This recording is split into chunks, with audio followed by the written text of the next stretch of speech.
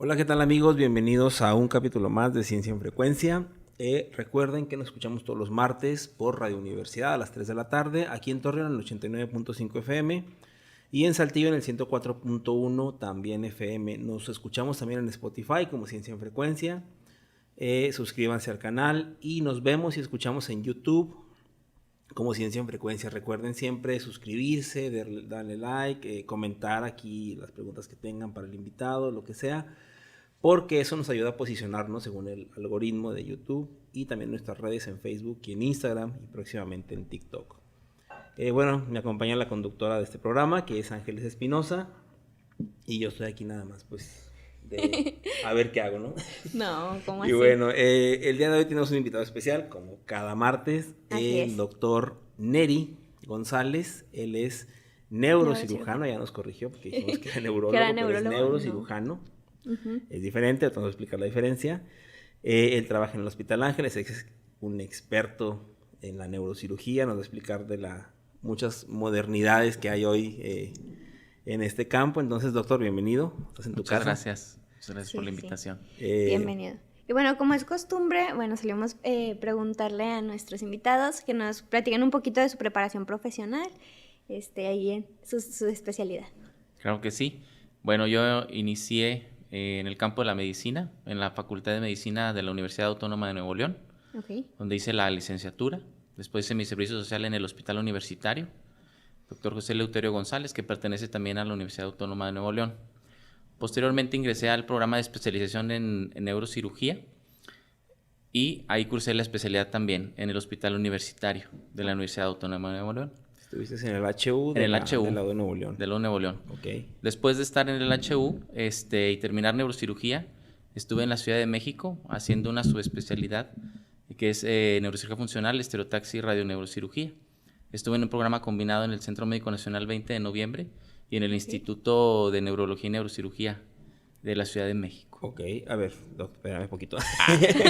Mira, el objetivo del programa es llevar la ciencia a todas partes. Claro. Y que todas las personas, digo, por eso yo no soy el conductor principal, porque no es un programa para hablar de ciencia, sino para hablar de la traducción de la ciencia, ¿no? Sí. Entonces Claro. empieza por traducirnos la subespecialidad, la neurotaxia, ¿qué es? ¿Cómo se come? Muy A bien. ver, platícanos Pero un poquito la de neurocirugía funcional es una rama de la neurocirugía muy bonita, porque se trata de estudiar principalmente las conexiones que hay entre los diversos hemisferios y lóbulos cerebrales. eso. Ok. Estudia funciones como la conducta, estudia funciones como el movimiento, el habla, el sustrato anatómico y conexión entre cada uno para que se lleve a cabo. Ok. Desde el punto de vista quirúrgico. Desde el punto de vista quirúrgico, ya que hay muchos trastornos que no son del todo conocidos, pero que son muy frecuentes, Y que se pueden operar. que se pueden operar. Hay un tratamiento quirúrgico. Ok. Ok. Un ejemplo, yo creo que el más conocido es la enfermedad de Parkinson, Sí. Ok. ¿no? Sí. Es una disfunción en los circuitos donde se genera el movimiento. Ok. Para que nosotros podamos hacer el movimiento hay una unidad que facilita y una que inhibe. De Sí. tal manera que podemos saber qué fuerza tenemos que aplicar para hacer una letra A, por ejemplo. Claro. Tenemos que facilitarlo, pero a la vez también detenerlo. Entonces, la disfunción de estos circuitos, por diversas causas, puede tener un tratamiento quirúrgico para, por medio de ciertos estímulos eléctricos, regularla. Ok. Muy bien. Bueno, Y esa fue tu subespecialidad. Esa fue mi subespecialidad. Ok, ok. sí. Bueno, es que hace rato mencionamos, no es lo mismo un neurólogo a un neurocirujano. ¿Cuál es la diferencia? La diferencia es que el neurólogo ve las enfermedades neurológicas desde una perspectiva clínica, diagnóstica. Hay enfermedades, por ejemplo, como la esclerosis múltiple, enfermedades mellisantes como el síndrome de Guillain-Barré, que son de los más conocidos, o la esclerosis lateral amiotrófica, que trata de manera más precisa un neurólogo, porque tiene el conocimiento para tratarlo de manera clínica, diagnosticarlo, Ok. filtra todo esto, hace las pruebas necesarias y puede dar un tratamiento médico. Sin embargo, cuando se diagnostica una enfermedad que requiere un tratamiento quirúrgico, por ejemplo, un tumor cerebral, una epilepsia refractaria, el dolor refractario o el Parkinson ya refractario a medicamentos, o una lesión vascular cerebral, un trauma craneal que requiere un tratamiento quirúrgico, es donde entra ya el especialista el en cirugía neurocirujano. neurológica. Ajá, así es. ¿Y por qué decidiste estudiar primero, o sea, neuro y cirugía específicamente y la subespecialidad? Pues la neurocirugía, yo pienso que la finalidad de estudiar medicina fue ser neurocirujano. O sea, desde Desde siempre siempre. quisiste. desde siempre. Tener unos libros que me compraron mis papás de chiquitos, esos de las ciencias naturales y eso. Ajá. Entonces venía el cuerpo humano y siempre me fascinó saber El cómo cerebro. funcionaba el cerebro. Ok. Y operar el cerebro, digo, es que de verdad es que digo, yo no me dedico a eso, yo soy investigador y aparte soy químico yo, ¿no? Pero a mí yo creo que el cerebro se me hace una de las partes del cuerpo más difíciles de accesar, ¿no? O sea, así sea una parte pequeñita del cerebro, externo, lo que sea, es algo muy difícil pues sí, de accesar y de operar, ¿no? Es algo muy delicado, pero sin embargo, siempre mi pensamiento ha sido que el cerebro, más bien, el alma Sí. de uno está en el cerebro, ¿verdad?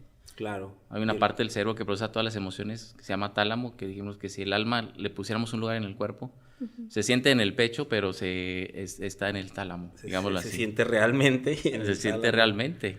Entonces, cuando una persona ve una afección de este tipo, que incluso llega a poder cambiar su personalidad o su esencia. Sí, como es el Parkinson, ¿no? Ajá, como es el Parkinson. Es interesante y es muy, se me hace un avance científico muy importante a través de los años, el poder llegar a un punto en el cual nosotros podamos apoyar a esa persona a modular eso y volverle a otorgar una vida laboral útil, devolverle su estabilidad de vida. Claro. Su estabilidad de vida. Entonces, sí implica un reto, ¿verdad?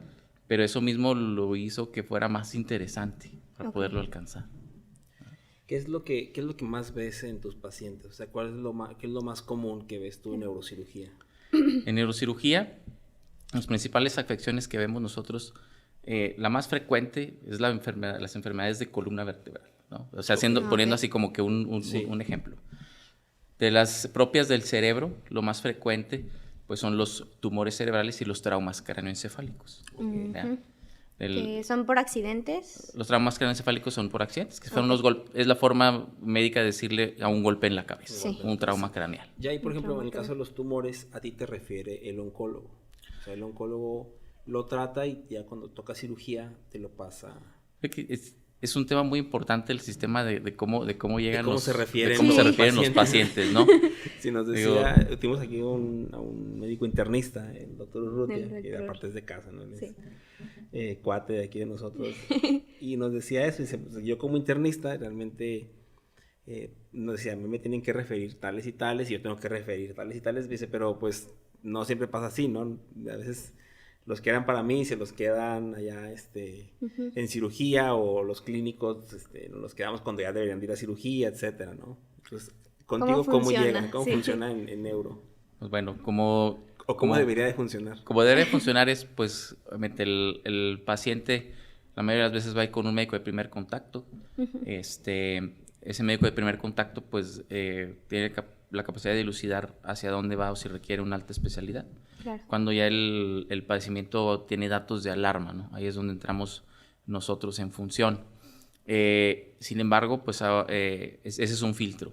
El siguiente filtro, pues, es si el paciente llega al hospital a un área de emergencias. En el área de emergencias deben tener la capacidad del urgenciólogo de filtrar los síntomas y saber cuándo llamar al neurocirujano. La tercera, pues ahora con la tecnología es diferente. Claro. ¿Por qué? Hay ocasiones en las cuales hay diagnósticos difíciles, enfermedades difíciles de tratar, que no son del conocimiento grosso igual de todo el gremio médico, digámoslo así, y más en las enfermedades neurológicas. Estamos hablando de casos como los trastornos del movimiento, epilepsia, algunas cosas de patología lumbar que son ya muy específicas también. Entonces, nos damos a la tarea de usar las redes sociales. Claro. Sí. ¿Para qué? Para que el paciente, pues ya todos le preguntan a las redes sociales, ¿no? Sí. Entonces, es una forma de también apoyar al paciente a que encuentre una solución. Entonces, prácticamente esos son los sistemas de referencia. En nuestro caso tenemos una fortaleza, tenemos un equipo multidisciplinar, donde hay un médico intensivista, un ¿Te médico refieres al internista. Hospital Ángeles? Así es, y el Ok. equipo médico que trabajamos, Con el que trabaja. con el que trabajamos actualmente, Ok. tiene esos integrantes del equipo, entre ellos también un neurólogo clínico, Ok. es el doctor Bernal. Entonces, eso también nos ayuda a que ellos identifican eso, filtran y nos refieren lo que es ya quirúrgico. ¿Quiénes están en el equipo? Pues trabajamos con varios doctores, entre ellos ¿Intensivista, el dijiste? intensivista está el doctor Israel Salgado, el doctor Antonio Cerón, ¿verdad? Ok. En neurología el doctor David Bernal, David Bernal. ¿verdad? También trabajamos en conjunto en algunos casos con doctora Diana Sánchez, Antonio Mejía, pero principalmente el equipo se conforma por ellos. Y bueno, regresando un poquito al tema de ahorita, pues ya tú vienes de la U de Nuevo León, decides establecerte aquí en Torreón. ¿Qué te gustó? ¿Cuáles opciones tenías? Así es. Bueno, pues cuando estaba en la Ciudad de México, es una historia interesante, ¿verdad? Cuéntala. En la Ciudad de México, pues pensé que a lo mejor ya me iba a quedar en la Ciudad de México. Ujú. Sin embargo, durante ese año conocí también médicos de aquí, y empezó a formarse un proyecto.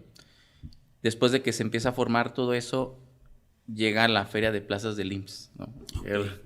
Entonces, en la Feria de Plazas del IMSS, casualmente da que había una vacante para suplencias aquí. Y en ese momento, en ese año, no había ningún 08, les dicen en el IMSS, no había ningún suplente. Okay. Entonces, 6 neurocirujanos en el instituto y nadie tenía una suplencia. Entonces me dice el jefe de personal, Liceo Cárdenas, me dice, no, ¿sabes? Pues mínimo son 10 meses, 9 meses de contrato, porque pues no hay otro. No hay y eres otro, el número uno. Vas a suplir a todos los 6. Entonces, Híjole. acabas de salir de la especialidad, haces otra subespecialidad, entonces dices tú, no, pues las cosas pintan para que pueda tener un trabajo continuo, al menos Claro. institucional. Por muchos meses. Por muchos meses. Entonces, bueno, pues esa es la opción. Ok, ¿no? y llegaste aquí a la 71. Así es. Ok. ¿Sigues ahí en la 71 trabajando? Sí, Ok. seguimos en la 71. Ok. En la 71, pues realmente nos han apoyado mucho. Sí, desde un la hospital jefatura. de alta especialidad, tremendo. Sí, ¿no? desde la jefatura hasta la dirección médica nos ha apoyado mucho realmente. Se inició el programa de cirugía de Parkinson en el instituto, se fundó hace 3 años, Ok. ¿verdad? Con el apoyo del jefe del servicio, el doctor Candelas, con la directora médica, la doctora Guadalupe. Varia gente, incluyendo también la que es jefa de neurología actualmente, la doctora Diana Sánchez, Sí. pusieron mucho de su parte para que se fundara ese programa. Ese programa que pues, realmente existe en pocos centros del país realmente, Con ese nivel, ¿no? con ese nivel de alta especialidad. alta especialidad. Entonces los menciono porque son gente que se debe de llevar un mérito Sí, por claro. por ese aporte y ese trabajo arduo que han hecho. No, Para traer el servicio totalmente. pues no nada más a la laguna, ha favorecido toda la región norte, al norte del país. Por- Sí, al final de cuentas aquí se concentran pacientes de Sinaloa, Zacatecas, Durango, Estas Chihuahua. partes, sí, ya nos han platicado también por ahí sí, algunas otras invitadas, ¿verdad? así es. Bueno, a mí me interesa un poquito más saber acerca de las enfermedades. Por ejemplo, hace rato mencionaste, doctor, el Alzheimer, el Parkinson. ¿Cómo es que tratan todo esto, pues ya en tu especialidad? En la práctica. Sí. Bueno, cabe mencionar que es importante darle a conocer al público que las enfermedades neurológicas más frecuentes, el primero es el evento vascular cerebral, digamos que comúnmente conocido como embolia Derrame, ¿no? o derrame. ¿sí? Ah, ok. Digamos que es una embolia cuando es de origen que se obstruye por un coágulo la arteria y un derrame cuando se ocasiona un sangrado por una lesión en una arteria. Ok. Ese es así como que la estrella de las enfermedades neurológicas. De ahí... Y perdón, que te interrumpa, ocurre, puede ser a cualquier edad, de repente, ¿hay algún factor determinante de riesgo? Ajá. Ocurre en todas las edades, pero evidentemente en el adulto joven, digamos, en un rango de 45 a 55 años, ¿no? Ok. Factores predisponentes más importantes pues son la obesidad, el tabaquismo, ¿verdad? Enfermedades crónico-degenerativas como la diabetes mal controlada y la hipertensión mal controlada, ¿verdad? Son factores detonantes, pero es importante mencionar que el tabaquismo es, aunque una persona esté delgada y no tenga todo lo demás, si tiene un tabaquismo intenso es propensa a enfermedades cardiovasculares y cerebrovasculares. Evento cerebral. Ajá. Cerebrovasculares. Cerebrovascular. Eso es algo que me suena porque... Esa es la primera, ¿no? Perdón. Ajá, esa es la más frecuente. La más frecuente. Ok, ¿cuál es? La segunda es el Alzheimer. Okay. Aunque pensemos que no es frecuente, en la lista de enfermedades neurológicas es la siguiente. Wow. Y la tercera es la enfermedad de Parkinson. O sea, esos son los números 3. Y pensamos que la enfermedad de Parkinson no es frecuente, pero estadísticamente a nivel internacional la frecuencia va así. Y así, digo, para la gente que no sabemos de esto, las descripción de una y de otra, o sea, ¿cuál es la diferencia entre el Alzheimer y el Parkinson? A grosso modo, el Alzheimer pues es una pérdida de memoria progresiva, tanto a corto como a largo plazo. Hablo de progresiva y degenerativa porque es algo que no remite y pese a las medidas que se instauren, va a seguir avanzando hasta que el paciente pierda por completo sus capacidades tanto de memoria como cognitivas, que son pues las que usamos para la vida diaria: cálculo, abstracción, juicio, personalidad, ¿verdad? Okay. Es una enfermedad crónica.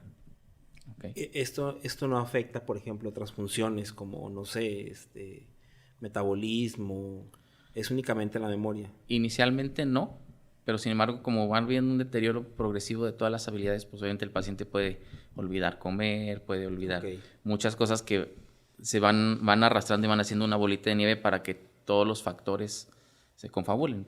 Va empezando a ser más sedentario y pues eso, o sea, todo eso va trayendo consecuencias que se van agregando al paquete. ¿Cuál es la sobrevida de una persona con Alzheimer? O sea, ¿cuántos años más o menos se tiene entre el diagnóstico y entre el final? Entre el final y entre el deterioro completo, digamos, de la memoria. Depende mucho de la condición del paciente, ¿verdad? Si es un paciente con antecedentes crónicos degenerativos, pues va a ser más acelerado. Pero un promedio de vida que he visto yo en vida profesional es entre 10 y 15 años, ¿verdad? O sea, tampoco es tan rápido. Es muy pesado, ¿no? Digo, para la familia, por ejemplo, el tener un paciente con Alzheimer es algo que afecta a toda la familia, ¿no? Sí, sí. Y es algo que no tiene cura. Actualmente no tiene cura, desafortunadamente. Pero se trata. Justo. Sí, o sea, hay medidas para tratarlo, ¿verdad? Este tratamiento tiene que ser multidisciplinario, es importante, porque ya no estamos en la medicina donde un solo médico era el protagonista de todo. Ahorita tiene que ser equipos integrales, neuropsicólogos, el clínico, el quirúrgico, el internista, o sea, cada quien contribuye con su granito para mantener al paciente en las mejores condiciones el mayor tiempo posible, ¿verdad? ¿En qué consiste un tratamiento de una persona con Alzheimer, por ejemplo? El principal es los fármacos. Okay. Sí. Es algo que lleva más el clínico. ¿Estos van enfocados a retrasar un poco la pérdida de memoria? Digamos que a desacelerar, ¿verdad? Desacelerar. El progreso. El progreso. Algunos medicamentos que ayudan, que son antioxidantes, oxigenantes cerebrales. La terapia neuropsicológica enfocada pues en lo cognitivo-conductual, en mantener ejercicios para mantener habilidades en el paciente. Lo nutricional también es importante, ¿verdad? Son pacientes que luego se van desnutriendo. Okay. ¿Y quiénes están en riesgo? O sea, ¿quién ahorita que nos está escuchando? Hay una carga familiar, ¿no? Hay una carga familiar directa. Genética. Sí. Genética, eso sí, casi es en familiares de primera línea. Okay. ¿Verdad? Normalmente brinca de mujer a mujer. Es más ¿El frecuente. Alzheimer? El Alzheimer. Okay. De mujer a mujer. Es más frecuente, pero es no... más frecuente. Es más frecuente. Okay. Es más frecuente, pero por factores genéticos. Okay. Como sabemos, hay factores ambientales, como para todas las enfermedades neurológicas degenerativas, son prácticamente muy similares. Okay. Los áreas donde se fumigó con metales pesados, agua contaminada, áreas con exposición a radiación, ¿verdad? Eso contribuye en general a la mayoría de las enfermedades degenerativas. Pero en el Alzheimer es mucho genético, ¿verdad? Una carga genética tremenda. Importante, que es diferente en las demencias. En las demencias sí son factores más multifactorial. Es más multifactorial, ¿verdad? Y en el Alzheimer yo ya he leído sobre bueno, ya no se puede decir. Es que antes en los artículos venían, ¿no? Como la raza, pero ya no se puede decir raza. Ahora la etnicidad, ¿no? Si los caucásicos, creo que era más predominante en poblaciones caucásicas que en otras poblaciones como latinos, asiáticos. Sí ves esto tú. Digo, pues aquí somos una mezcla de todo, pero sí hay una predominancia muy notoria en esto. En mi vida profesional no lo he visto tanto, pero sí está claro. Sí está claro y la literatura lo respalda. ¿Y a qué se debe? Fíjate, este tipo de enfermedades se debe a una alteración en una codificación de una proteína que se llama alfa-sinucleína. Tienen un sustrato muy parecido el Parkinson y el Alzheimer en este aspecto. El alfa-sinucleína no se degrada. Normalmente hay un sistema, se llaman gliolinfático, ¿no? Que es un sistema de drenaje de desechos del cerebro. Que predomina esta parte del metabolismo cerebral se da más durante el sueño. Entonces hay una incapacidad para degradar esa proteína, se va acumulando y tiene una implicación funcional en la neurona. Hace que se muera, se intoxica la neurona y se muere. Entonces por eso es irreversible, ¿no? A la muerte neuronal empiezan a morirse cada vez más neuronas y la degradación es irreversible. Así es, sí. Como no se codifica bien la proteína para hacer la degradación, entonces eso se acumula y como es un error ya instaurado, pues sigue. Se reproduce. ¿Y no existe un tratamiento, por ejemplo, que elimine o que ayude a degradar esta molécula? Al momento, reportado, no. No, O sea, se han hecho muchos intentos. Hay estudios preclínicos pero no se ha llegado a una contusión. Incluso se han hecho de manera en fase experimental ya en humanos la estimulación cerebral profunda, que es la inducción de corriente eléctrica para tratar de modular los circuitos, pero tampoco ha tenido éxito. Vamos a hablar de eso después del corte, vamos a corte, pero hay tratamientos muy esperanzadores, ¿no? Más para el Parkinson que para el Alzheimer. Así es, en cuestión de Parkinson tenemos hoy en día mucha gama de maniobra. Aquí sí podemos dar comercial así completo, dar números de teléfono, hospital, todo, sin problema. Pero por ahí, bueno, hace rato mencionábamos la epilepsia. Por ejemplo, la epilepsia tiene como variantes que se tratan de diferente manera cada una o cómo es esa enfermedad. Sí, la epilepsia pues es un mundo, literalmente. Cada enfermedad neurológica es un mundo. Sí. En cuestión de la epilepsia, pues la causa más frecuente pues es la reportada más frecuente pues es la secundaria a un tumor cerebral, por ejemplo. Es una de las causas que se descarta en un paciente que convulsiona. Hay que asociar crisis convulsivas con epilepsia, siempre, ¿verdad? Es la principal. La siguiente, pues, postraumática, ¿verdad? Y hay algunas que son orgánicas. ¿Qué quiere decir? Que hay una alteración en la conductividad o en la comunicación entre los lóbulos. Hay una zona que tiene una conducción diferente a las demás o detona una carga diferente y provoca una desorganización generalizada del cerebro, por lo cual se produce una convulsión, ¿verdad? Hay variantes de muchos tipos, hay genéticas, hay metabólicas, hay infinidad de... Pero esta última, por ejemplo, naces con epilepsia, por ejemplo, ¿o no? No es que el paciente nazca con epilepsia. Una de las teorías más aceptadas es que hay una parte muy sensible y una zona muy epileptógena que se llama hipocampo. Hay una zona del hipocampo muy sensible a los cambios de oxigenación. Entonces, hay muchos pacientes, y sí eso lo vemos mucho, pacientes con antecedentes de sufrimiento fetal, que fueron cesárea por urgencia, que nacieron prematuros, de repente desarrollan de la nada epilepsia o crisis convulsivas durante la niñez, o retraso psicomotor que después se asocia a crisis convulsivas. Entonces, la privación de oxígeno que sea muy corta puede predisponer a que el neurodesarrollo de esa región no sea el adecuado y se convierta en un paciente que tenga actividad epiléptica. Ahora, y eso con el transcurso del desarrollo también generalmente se va quitando, ¿no? Fíjate que aquí es muy importante, la mayoría de veces no se quita, a veces no se diagnostica y muchas veces por eso digo que no toda actividad epiléptica, no toda convulsión es epilepsia ni toda epilepsia se relaciona a crisis convulsivas. Hay actividad epiléptica en pacientes que a veces no convulsionan. Sí, está un poquito enredado. Ok. Pero digamos que para explicarlo a grosso modo es así. Hay pacientes que luego llegan por problemas en el neurodesarrollo, tienen problemas de aprendizaje, problemas para hablar, problemas para otra cosa, ¿no? Y detectamos en el electroencefalograma que tienen actividad eléctrica anormal, digámoslo así. Entonces, a ver, dice el paciente, bueno, pero nunca han convulsionado, aparentemente, pero tiene una actividad eléctrica normal. Ok. Entonces sí puede tener actividad epiléptica. Pero ¿cómo se manifiesta esta actividad epiléptica sin convulsiones? Hay muchas maneras en las que se puede a veces, digamos que manifestar. Ok. No siempre. La más común pues es la convulsión, ¿no? Ujú. Pero en los niños, en muchos niños que tienen este problema de problemas de desarrollo, de neurodesarrollo, es una forma en la cual se daña la cognición. Lo que pasa es que el cerebro tiene que trabajar a una frecuencia, ¿no? Es como si en una casa tú dices, la corriente tiene que ser 120. Sí. Y si un área le metes más de 120 o no, truena. Sí. El cerebro tiene actividades de base en todas las regiones. Ok. Si hay una actividad diferente y puede provocar una desestimulación del circuito, ¿sí? El circuito cerebral en general. Entonces, esa actividad no es inocua y es algo que yo les explico mucho a los pacientes en consulta. Porque un paciente que tiene actividad epiléptica o un paciente que convulsiona mucho está sufriendo descargas en las neuronas. Esas neuronas están diseñadas para trabajar con un voltaje. Si tú les das dando descarga, ¿qué va a pasar a la neurona? Ok.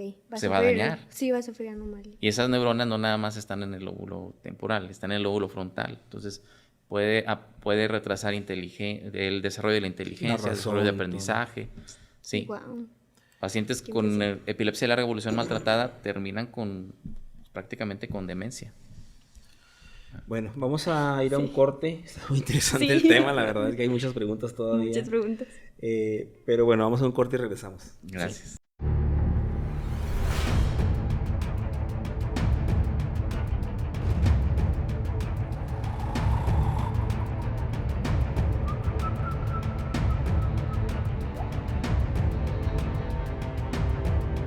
Regresamos del corte aquí en Ciencia en Frecuencia, recordándoles que nos pueden escuchar todos los martes en punto de las 3 p.m. por Radio Universidad en 89.5 FM aquí en Torreón y también en Saltillo por la 104.1 igual, ¿verdad?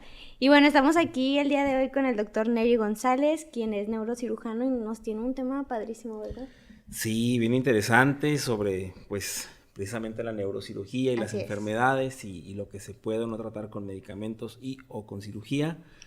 Y estamos hablando, pues, de epilepsia, de Alzheimer. Nos falta hablar de Parkinson, que es la tercera enfermedad cerebral más común, entiendo.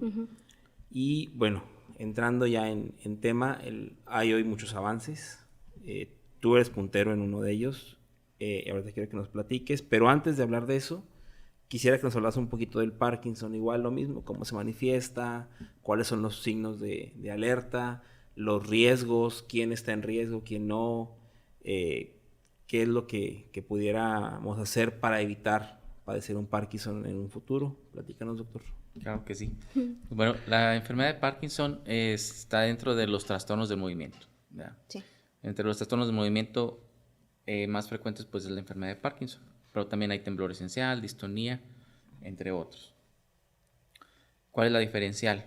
Muchas veces dice el paciente, ve a temblar a alguien y dice es Parkinson. Okay. Siempre comenzamos con la siguiente premisa, no todo lo que tiembla es Parkinson, ni todo lo que no tiembla no es Parkinson.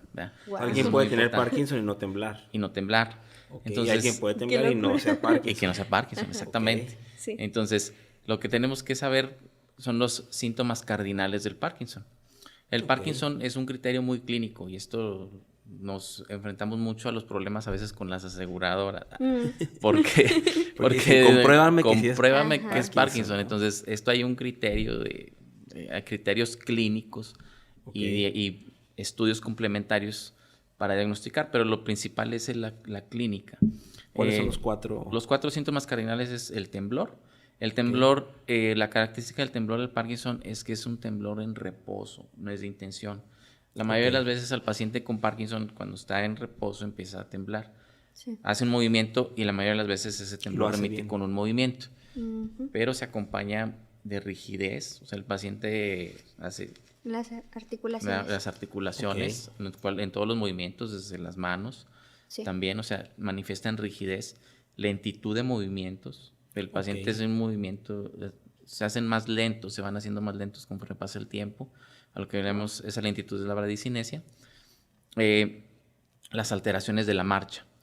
El paciente muchas veces lo primero que empezaron fue a caminar un poquito más encorvados, pasos muy cortitos, y luego manifiestan que hacen pasos cortitos y luego como que empiezan a correr. Okay. Como que se van así de lleno. Turbo. Entonces hay, exactamente, hay inestabilidad postural, ¿verdad? Esos son los síntomas cardinales. Sin embargo, no son los únicos y no se manifiesta inicialmente por el temblor del Parkinson. Es algo muy importante. Al cabo de la experiencia profesional, al entrevistar a los pacientes, y esto viene escrito en los libros, ¿verdad? Los síntomas del Parkinson empiezan mucho antes de que el paciente empiece con temblor. ¿Verdad? La fisiopatogenia es desde antes. Normalmente el paciente empieza con alteraciones del comportamiento. El más frecuente, depresión, se vuelve un poco inexpresivo, se vuelve muy callado, se vuelve lento para hablar. Previo todo esto a presentar temblores. La mayoría de las veces así ¿Cuánto ventana de tiempo? Puede ser años. Pueden ser años. No, pues que se volvió muy serio y luego como que pues él era muy platicador y luego pues como que se empezó a aislar de la familia. Muchas veces el paciente todavía ni siquiera tiembla y lo llevan y ya está un poquito rígido y tiene esos comportamientos. Ya vas viendo parte del diagnóstico. ¿Cuál es la media de edad? La media de edad oficial en la literatura es 55 a 65 años como la aparición más frecuente en la sexta década de la vida. Sin embargo, hay Parkinson de inicio temprano, ¿verdad? Y hay Parkinson juvenil. Puede haber, Parkinson juvenil. Sí, Parkinson. como el de este personaje muy famoso, el Michael J. Fox, que él a los 29 años empezó con un Parkinson juvenil. De la película, ¿no? De la película de Volver al Futuro. Ajá. Sí, muy famoso, tiene incluso una fundación y todo. ¿Verdad? Es un claro ejemplo de ¿Y si qué es tan predominante en hombres? Sí. El Parkinson. El Parkinson, sí. La literatura lo reporta con una relación de 1.6 a 1. No tan significativa, pero en nuestra experiencia profesional, realmente... La mayoría hombres. Digamos que el 85% de los pacientes que hemos intervenido son hombres y el 15% mujeres. Ok. Wow. Es una diferencia muy grande. Así es. También hay genético. Sí. Así es. Hay un componente genético en el Parkinson, pero aquí no es tan fuerte la carga. Ok. No quiere decir que un hijo de un paciente que tenga Parkinson va a tener Parkinson. Okay. O sea, ahí sí es mucho más multifactorial. Sí hay factores. Sí hay genes asociados, ¿verdad? Ok. Pero no se ha logrado de manera homologar que por un familiar en primera línea el paciente vaya a sufrir Parkinson. Obviamente hay genes que se alteran, ¿verdad?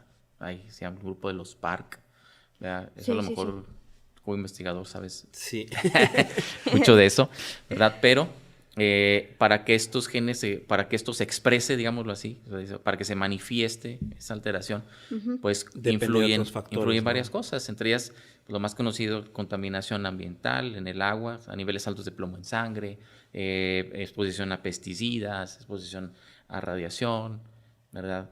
Son los más comunes, ¿verdad? De hecho, son unas cosas que se descartan en muchos pacientes de diagnóstico inicial.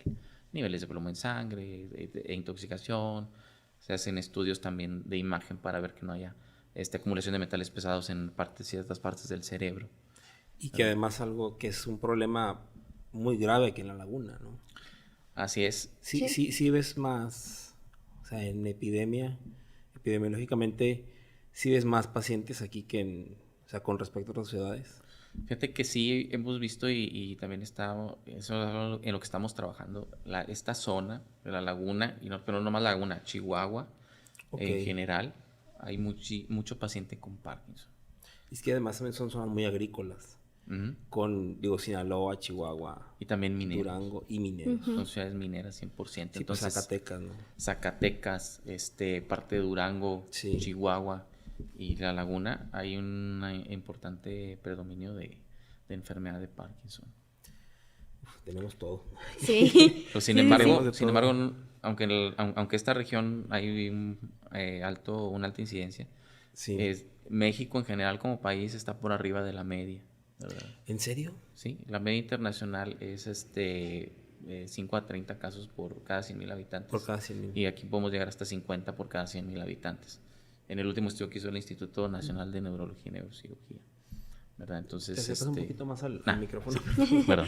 Entonces, eso es también un dato interesante. Sí, ¿verdad? sí, totalmente. Pero, por ejemplo, ¿qué papel juega por ejemplo, el sueño, la dieta en lo que es nuestro cerebro, nuestro sistema nervioso, supongo?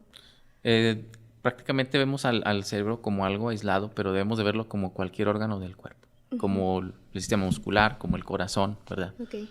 Es un órgano, es un órgano. En el cerebro tiene mucha implicación la alimentación, ¿verdad?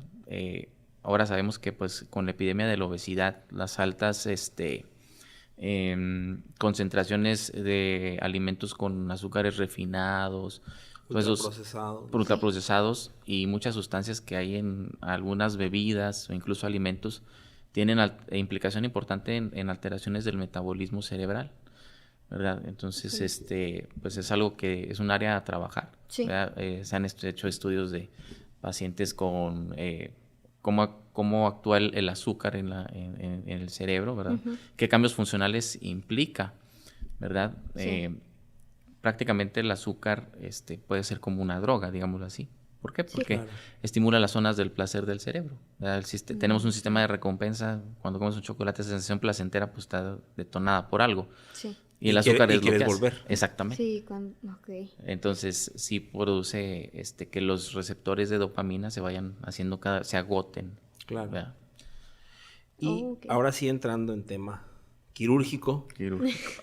Ahora sí platícanos, Doc, sobre los tratamientos usuales quirúrgicos en estas enfermedades y sobre los tratamientos actuales, lo que está haciendo ahorita específicamente ahí contigo y la diferencia, ¿no? Sobre todo entre los tratamientos convencionales y pues la modernidad, que ya ahorita decíamos, ¿no? De que ya tenemos, por ejemplo, Da Vinci, secuenciadores de nueva generación, cosas que ya no sustituyen, por supuesto, nunca al clínico, pero que pues son herramientas que son la diferencia entre la salud y la enfermedad, o incluso entre la vida y la muerte, ¿no?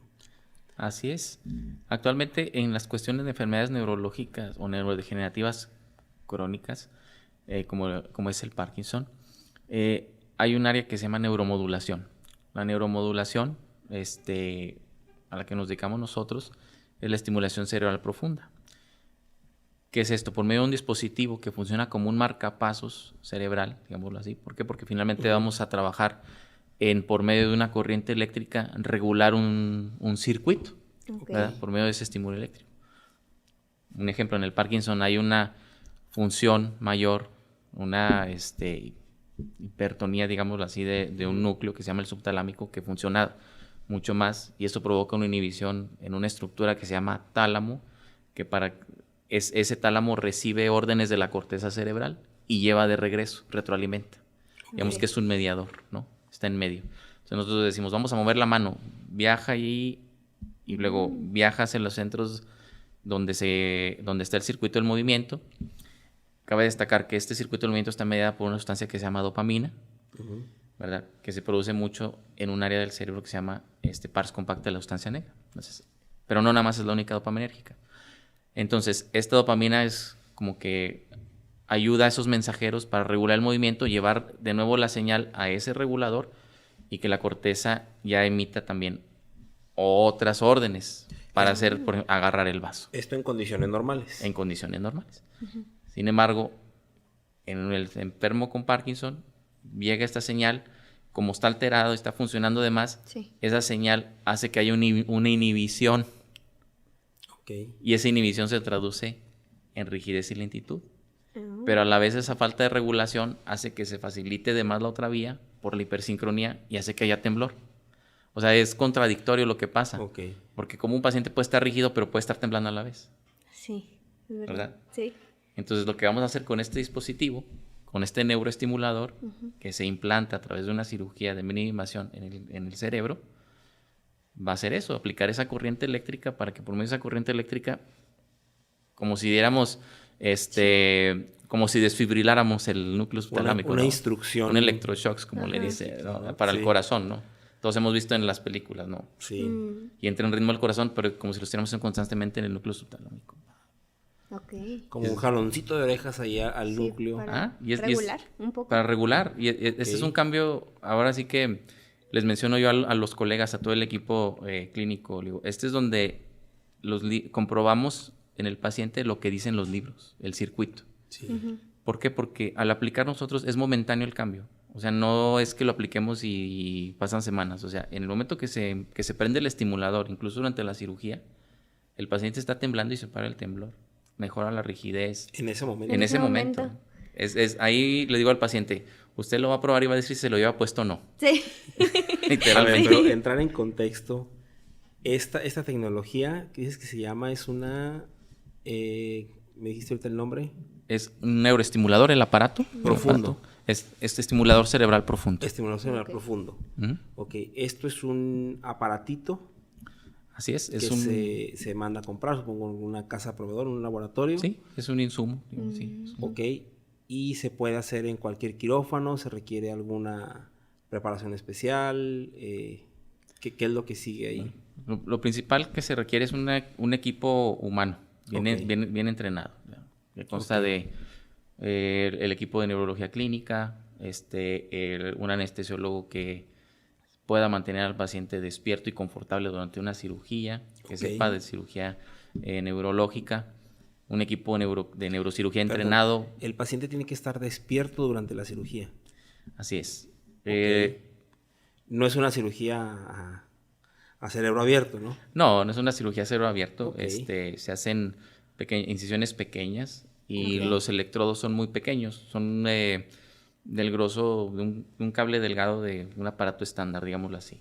Cablecito miden, que se entra. 1.5 milímetros de diámetro. O sea, es muy fino el electrodo. Un cablecito muy fino. Entonces tenemos que hacer una ventana de cráneo muy pequeña de 8 milímetros para poder introducir el electrodo. Aparte del equipo humano, se necesita tecnología. ¿Qué tecnología se requiere? Se requiere software computacional. Y se requiere un equipo de estereotaxia. Este equipo de estereotaxia es como un sistema de navegación, de neuronavegación cerebral. ¿Por qué? Las estructuras que nosotros vamos a estimular son pequeñas, son de centímetros, 1.5, 2 centímetros de espesor. Entonces se requiere una precisión milimétrica. Sí. Estos sistemas de neuronavegación funcionan con algo que conocemos todos, que son las coordenadas cartesianas, ¿no? Un plano cartesiano. Ok, así en 3 dimensiones, ¿dónde se va a ubicar la señal? Exactamente. El software computacional nos traduce nosotros con la resonancia, la metemos en una computadora, señalamos dónde queremos llegar y eso la computadora lo traduce en coordenadas X, Y y Z. Tal cual un plano. Tal cual un plano cartesiano.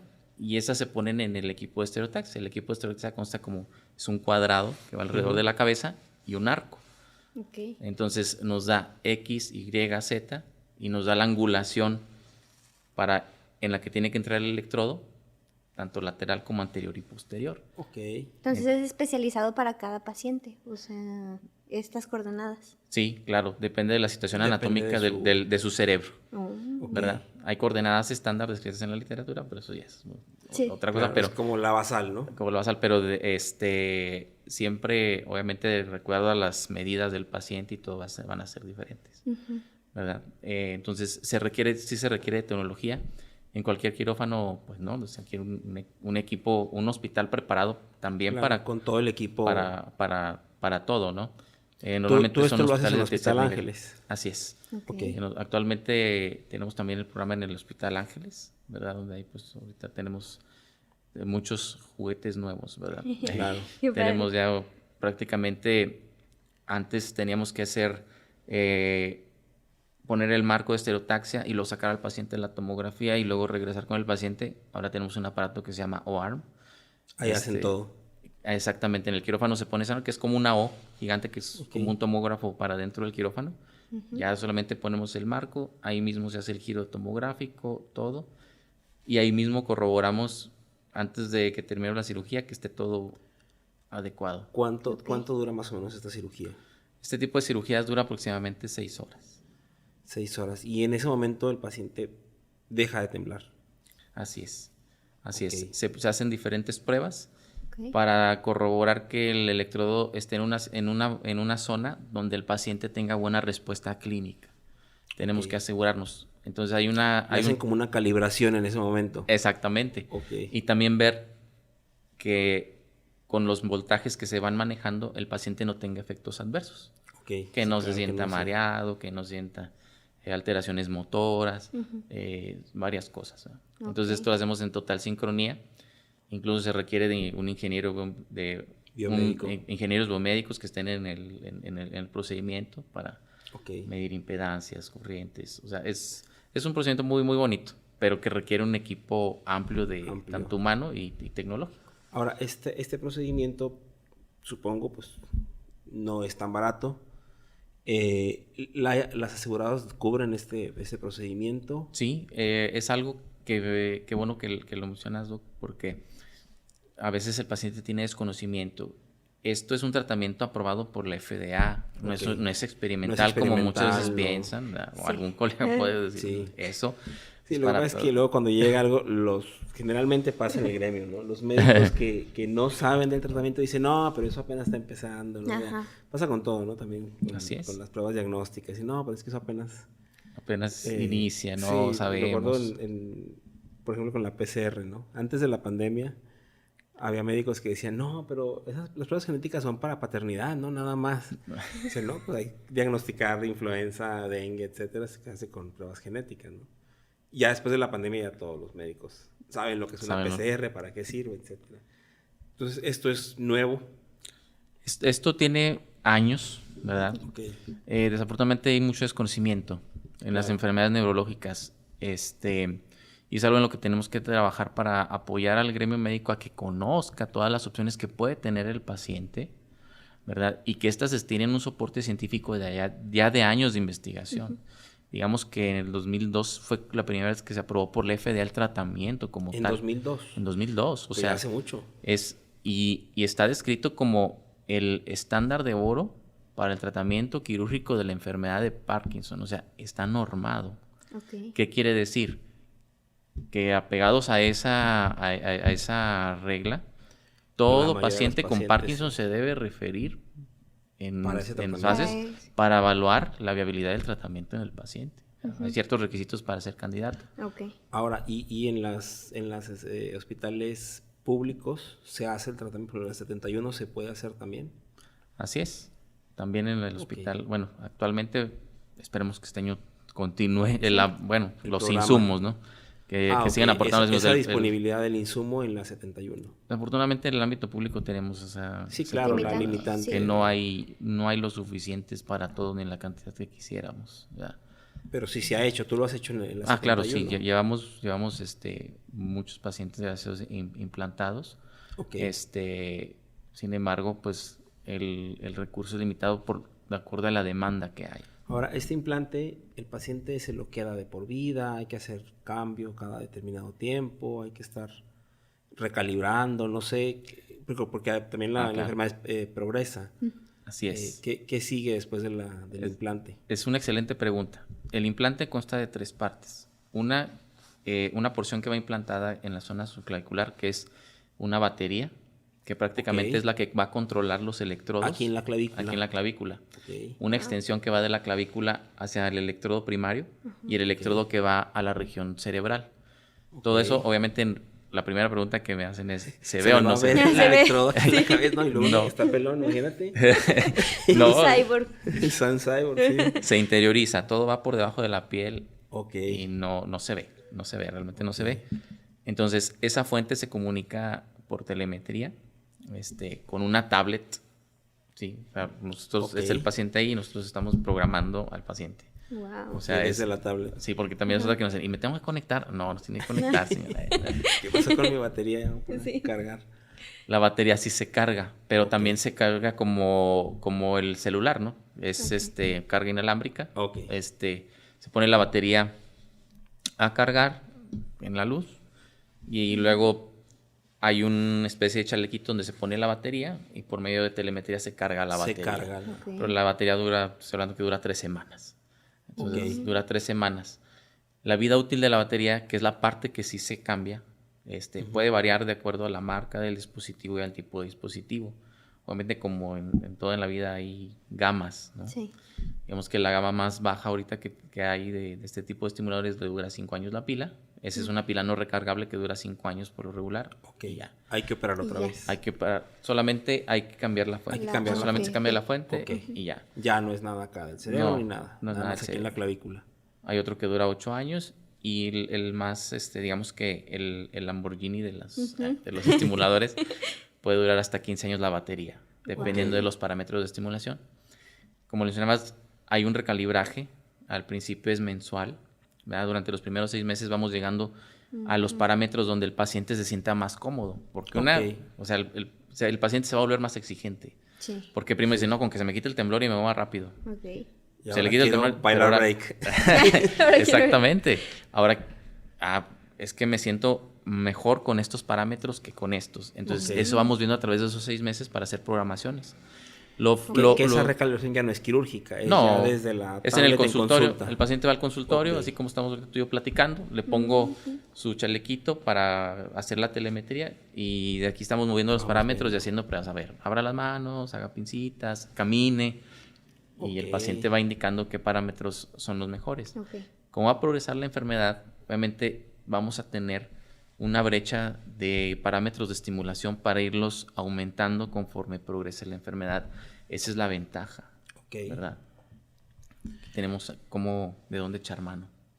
Para ir cerrando ya el capítulo, porque se nos fue el tiempo, Sí, bien rápido. quiero antes de irnos que nos platiques, tienes un caso, ¿no? De un paciente que ya estaba pues, prácticamente ya sin vida, integrado a la vida, ¿no? Ya nada más todo el tiempo temblando y que ya baila, toca guitarra, platican, obviamente sin decir nombre, ¿no? Conservando su nombre y todo, pero platícanos de este caso de éxito que tienes de este paciente. Sí, pues esta historia es muy, muy particular y es como la de algunos otros pacientes que hemos operado.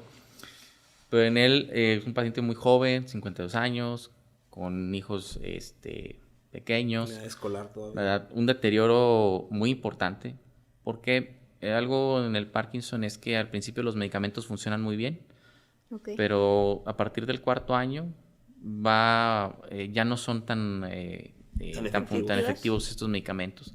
Y para el 8.º año de progresión prácticamente el efecto benéfico de los medicamentos ya es muy poco. Entonces el paciente, a pesar de estar medicado, pues está con temblor incontrolable, tiene fluctuaciones donde de repente pueden estar bien así como ahorita platicando y de repente Se agarra temblando. se exacerban los síntomas, Ok. ¿verdad? No pueden caminar bien. Entonces esto imposibilita y este paciente, su profesión es músico. Es músico, tiene un grupo musical, entonces, pues imagínense el impacto para la calidad de vida, su medio de sobrevivir, Sí. pues se ve mellado totalmente. Entonces se empieza a protocolizar, confía en todo el equipo y afortunadamente después de la cirugía, el paciente volvió a poder tocar la guitarra, el paciente sigue volvió con su grupo, Hizo su vida normal. a hacer su vida normal, a ser funcional. Claro, tiene que tener sus controles y todo, pero Sí. Claro. prácticamente volvió a poder convivir con sus hijos, con la familia y el reincorporarse a la vida laboral, pues yo creo que es algo para una persona que está en esa etapa, Claro. Sí, ¿verdad? claro, Es algo para cualquiera, ¿verdad? Y algo digno, ¿no? De toda vida, que a lo mejor no quería retirarse todavía y No, pues exactamente. quería...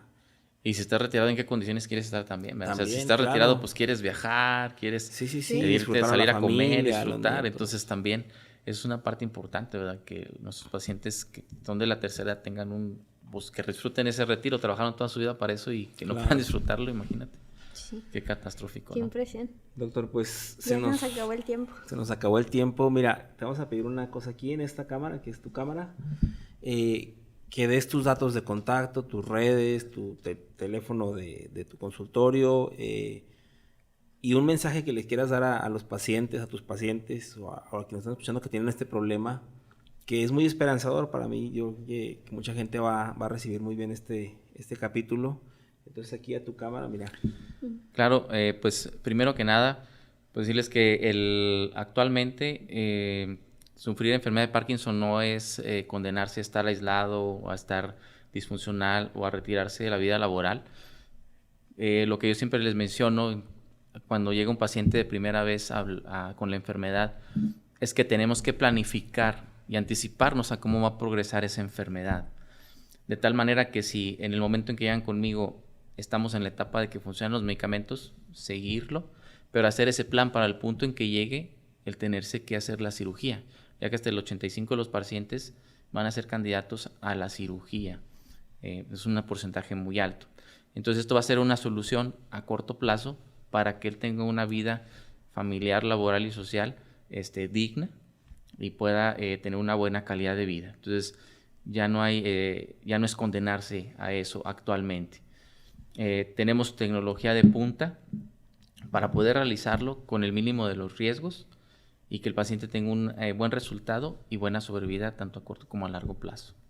Eso es importante. ¿Tus datos de contacto, doctor? Los datos de contacto, pues nos encontramos en Hospital Ángeles Torreón, en el 5º piso de la Torre de Especialidades, módulo 510. Nuestro teléfono de WhatsApp y de contacto es 871-534-1597. Nos pueden encontrar en las redes sociales como @neurocare2020. Neurocare es nuestra plataforma donde vemos y damos información acerca de todos los tratamientos que existen para diversas enfermedades neurológicas, tanto clínicos como quirúrgicos. Bueno, pues listo entonces. Pues ya con esto nos despedimos. Nada más que agradecerle por aceptar aquí venir a este espacio. Y pues bueno, nos vemos en el próximo episodio de Ciencia en Frecuencia. Muchas gracias. Suscríbanse. Gracias.